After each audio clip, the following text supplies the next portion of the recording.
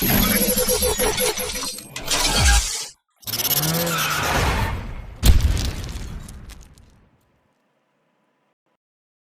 Friends, welcome to online study a way to get success.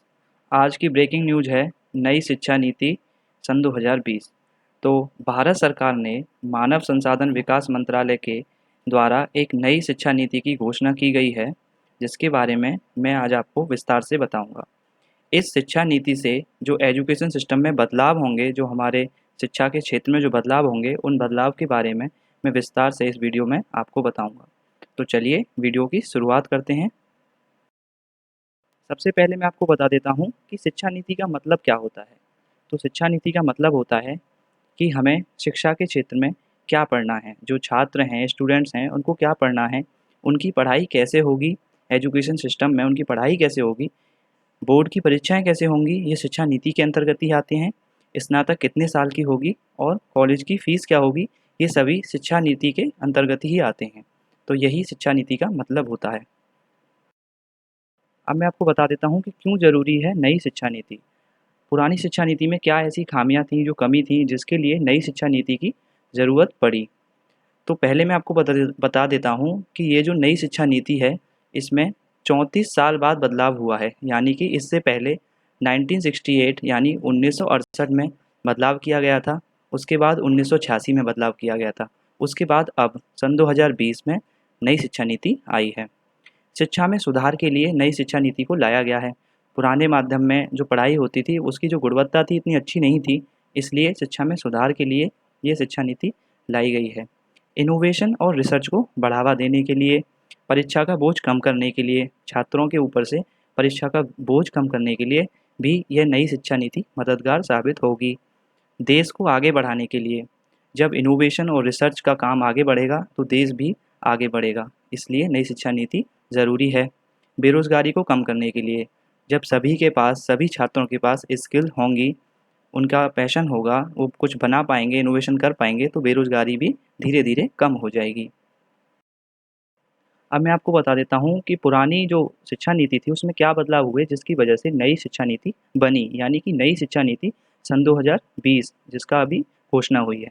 तो पहला जो सबसे बड़ा बदलाव हुआ है, जो बदलाव आप देख रहे होंगे स्क्रीन पर, मानव संसाधन विकास मंत्रालय का नाम बदलकर अब शिक्षा मंत्रालय कर दिया गया है। और मैं आपको बता देता हूँ, जो शिक्षा मंत्रालय के जो अध्यक्ष हैं, उनका नाम है रमेश पोखरियाल। दूसरा है स्कूलों से स्ट्रीम सिस्टम ख़त्म कर देना। स्ट्रीम सिस्टम का मतलब यह हो गया कि जो 10th के बाद आप, ज़्यादातर क्या होता था कि 3 स्ट्रीम होती थी, आर्ट, एक दूसरा आपका साइंस और तीसरा आपका कॉमर्स। लेकिन अब क्या होगा, अगर आप आर्ट ले रहे हैं, आपकी स्ट्रीम आर्ट है, तो आप दूसरे सब्जेक्ट भी, दूसरे विषय भी पढ़ सकते हैं।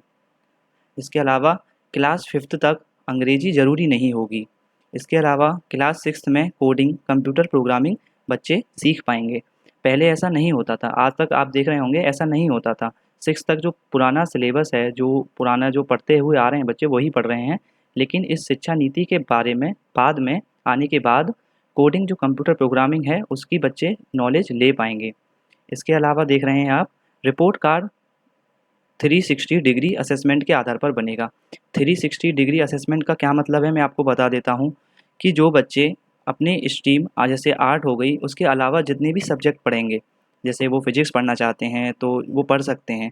इसमें क्या होगा, या वो खेल कूद कर रहे हैं, इसमें 360 डिग्री असेसमेंट में क्या होगा कि वो जो विषय उन्होंने जो अलग लिया है, उसके नंबर भी उनकी जो फाइनल लिस्ट बनेगी, जो उन्हें रिजल्ट मिलेगा, उसमें ऐड कर दिए जाएंगे। इसका मतलब यह है। कॉलेज में एडमिशन के लिए कॉमन एप्टीट्यूड टेस्ट होगा। इसका मतलब यह होता है, कॉमन एप्टीट्यूड टेस्ट का मतलब कि जो 12th के नंबर जो होते हैं, जिसके जो हाईएस्ट नंबर जो होते हैं 12th में, उसके अकॉर्डिंग जो पहले एडमिशन मिल जाता था यूनिवर्सिटी में या कॉलेजेस में, अब ऐसा नहीं होगा। जिन बच्चों के 12th में नंबर कम आए हैं, 12वीं में नंबर कम आए हैं, वो भी अब इस टेस्ट को देने के बाद इन कॉलेजों में एडमिशन ले पाएंगे। 12th के नंबर और इस टेस्ट के नंबर दोनों को ऐड करके एक फाइनल मेरिट बनेगी, जिसके आधार पर इन कॉलेजों में, जो बड़े बड़े कॉलेज हैं जैसे दिल्ली यूनिवर्सिटी हो गई, वहाँ पर एडमिशन मिलेगा। तो जिन बच्चों के नंबर कम रह जाते हैं, उनको बहुत फ़ायदा होगा इससे। ग्रेजुएशन की पढ़ाई को 3 और 4 वर्षों में बांटा जाएगा। इसका क्या फ़ायदा होगा 3 और 4 वर्षों में बांटने का, कि ऐसा होता है, अभी तक क्या हो रहा था कि जैसे आप देख रहे होंगे, अगर आप बीटेक में एडमिशन लेते हैं तो आपको बीटेक की चारों साल क्लियर करने के बाद ही आपको फाइनल डिग्री मिलेगी। लेकिन अब नई शिक्षा नीति आने के बाद इसमें यह बदलाव हुआ है कि अगर आप बीटेक में एडमिशन लेते हैं और अगर आप 1 साल के बाद बीटेक को छोड़ रहे हैं, तो आपको 1 साल का सर्टिफ़िकेट दिया जाएगा कि आपने बीटेक में 1 साल की पढ़ाई की है। तो इससे यह फ़ायदा हो जाएगा कि अगर आपको किसी वजह से, कोई परेशानी की वजह से आपको बीटेक बीच में छोड़नी पड़ रही है, तो आपकी वो साल बेकार नहीं जाएगी। आपको उसका एक सर्टिफ़िकेट मिलेगा, जिसे आप आगे भी यूज़ कर सकते हैं। इसके बाद है एकेडमिक बैंक ऑफ क्रेडिट की व्यवस्था होगी।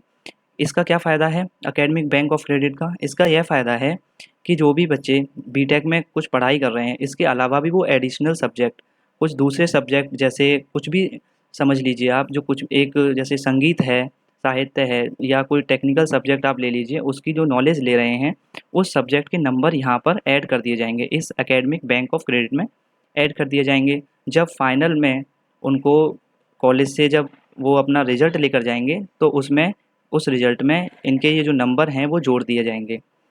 इसके अलावा संस्कृत को बढ़ावा दिया जाएगा। अभी तक संस्कृत को इतना ज़्यादा आगे नहीं बढ़ाया जा पा रहा था, लेकिन इस नई शिक्षा नीति के आने के बाद संस्कृत को बढ़ावा भी दिया जाएगा।